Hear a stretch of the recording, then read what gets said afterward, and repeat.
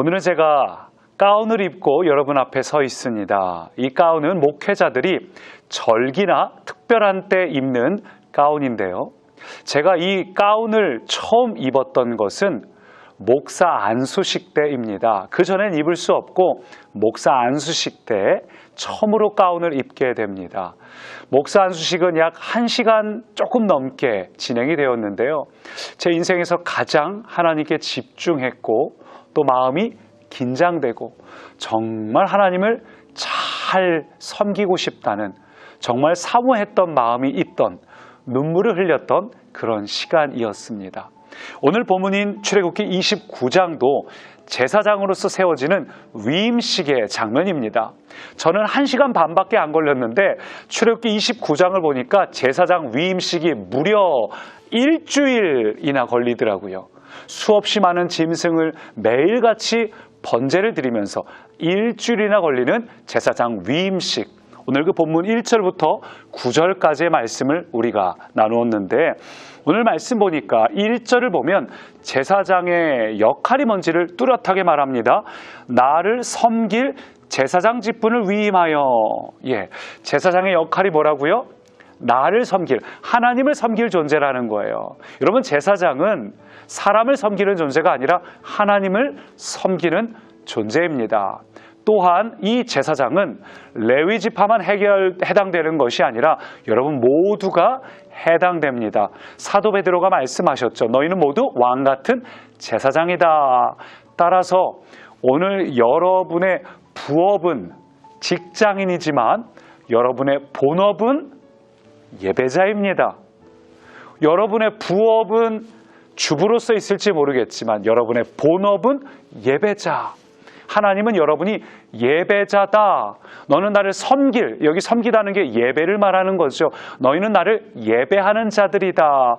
출애굽기에 보면 이 광야로 출애굽할 때도 모세가 수없이 말하잖아요. 이 바로에게 이 백성은 예배하러 광야로 나간다. 저 하나님의 산에서 예배할 것이다. 여러분, 그래요.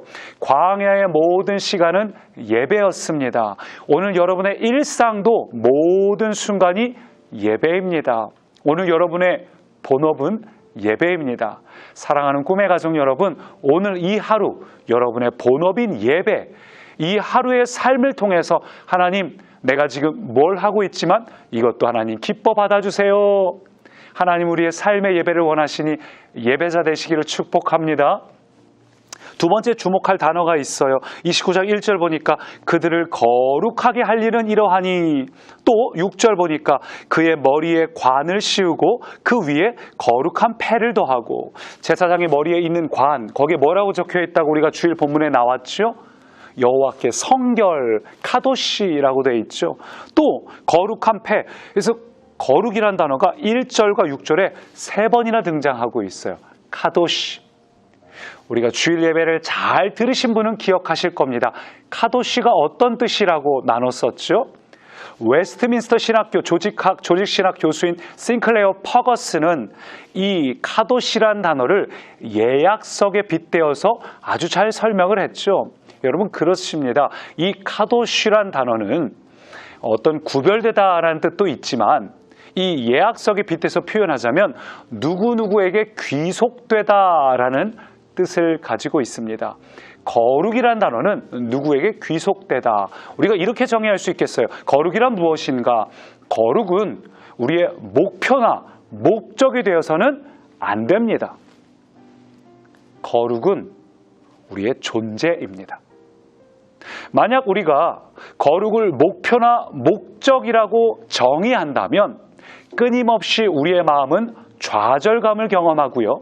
때로는 이중적인 삶의 태도를 살아가게 됩니다. 그러나 거룩, 카도시란 단어는 존재입니다. 귀속되었다는 뜻입니다. 아, 하나님께서 나를 이미 귀속시키셨구나. 나는 하나님의 것으로 소유로 삼으셨구나. 그게 카도시란 단어예요. 그래서 우리가 돌아온 탕자 비유를 보면 탕자가 돌아왔을 때 뭘 했습니까? 뭐 재산을 다시 찾아왔습니까? 뭔가를 이루고 돌아온 게 아니에요. 그냥 돌아왔습니다. 근데 돌아온 탕자에게 가락지를 끼워주고 발에 신을 신겨주죠. 결국 우리는 어떤 존재인가? 우리는 아직도 돌아와야 할 죄인이 아니라 돌아온 죄인이에요. 아버지 앞에 돌아온 죄인. 그게 우리 카도시예요. 귀속된 자가 되었다는 겁니다. 겉은 아직 문제가 많지만 이미 귀속된 돌아온 죄인이라는 겁니다.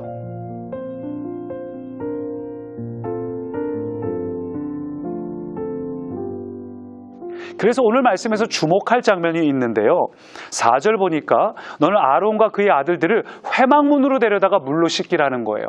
회막문, 즉 성막 그 입구죠. 입구에서 아직 못 들어가고 있는 겁니다. 들어가지 못하고 회막문에서 물로 씻기라. 아직 들어가기에 이 아론과 그의 자손들이 아직 준비가 안 됐다는 거예요. 똑같은 표현이 10절에도 나옵니다. 너는 수송아지를 회막 앞으로 끌고 와서 아직 못 들어갔어요. 거기서 머리에 안수를 하라는 거예요. 그 송아지에게 죄를 전가시키는 것이 아직 성막에 들어가지 못한 상태에서 이런 것들을 하고 있습니다. 왜냐하면 아직은 깨끗하지 않은 상태라는 거죠. 그래서 이게 잘 표현된 게 히브리서 13장에 나오는데요. 히브리서 13장 11절 보니까 이렇게 말합니다.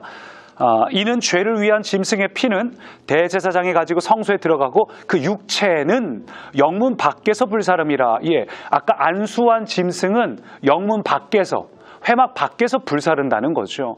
그래서 12절 보니까 그러므로 예수도 자기 피로써 백성을 거룩하게 하려고 성문 밖에서 고난을 받으셨느니라.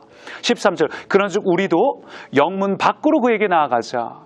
히브리서 13장에서 말하는 이 내용이 바로 오늘 본문 29장의 회막문 앞을 말하는 것입니다. 우리는 돌아온 죄인입니다. 이제 회막문 안으로 들어가야 하는데 어떻게 하면 들어갈 수 있을까요? 어떻게 하면 거룩의 열매를 맺을 수 있을까요? 그 출발점이 뭐라고요? 회막문 앞에서 예수 그리스도를 만나는 것입니다.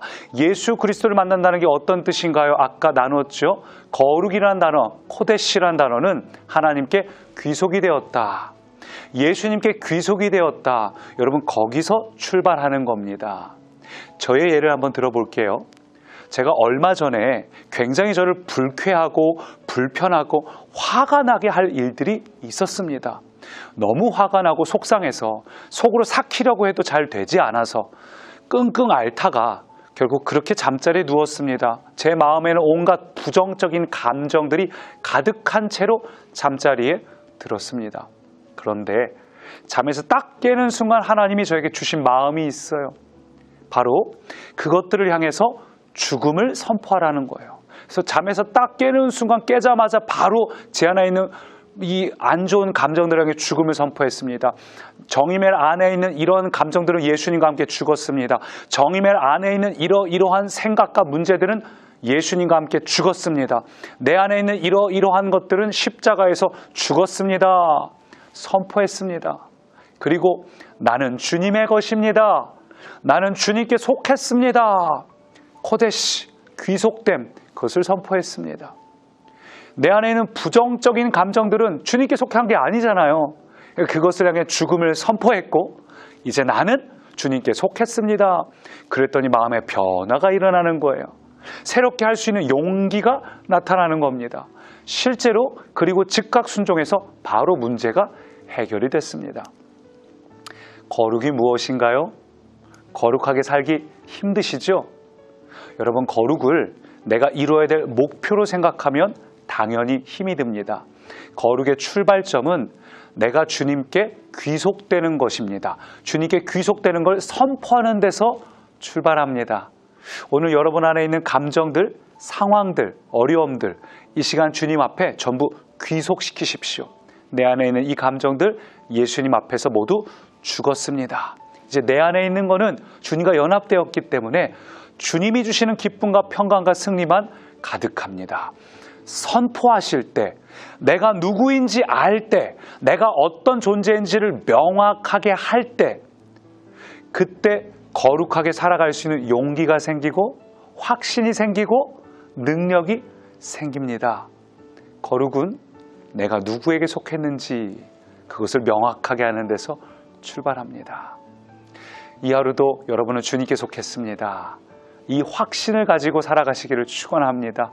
살아계신 하나님, 거룩은 하나님께 속한 것, 오늘도 우리는 주님께 속했습니다. 확신 갖고 나아갈 때에 하나님 안에서 자유케 되고 회복이 일어나고 하나님 주시는 승리를 경험하는 복 있는 하루 되게 하옵소서. 예수님 이름으로 기도합니다. 아멘. 세상의 부와 세상의 명예 세상 자랑 모두 내려놓고 날 구한 십자가 날 씻긴 보혈 주의 은혜를 깊이 생각합니다. 나의 모든 것 내 모든 것 다 거저 받은 선물 내 삶을 은혜로 가득 채워주셨네.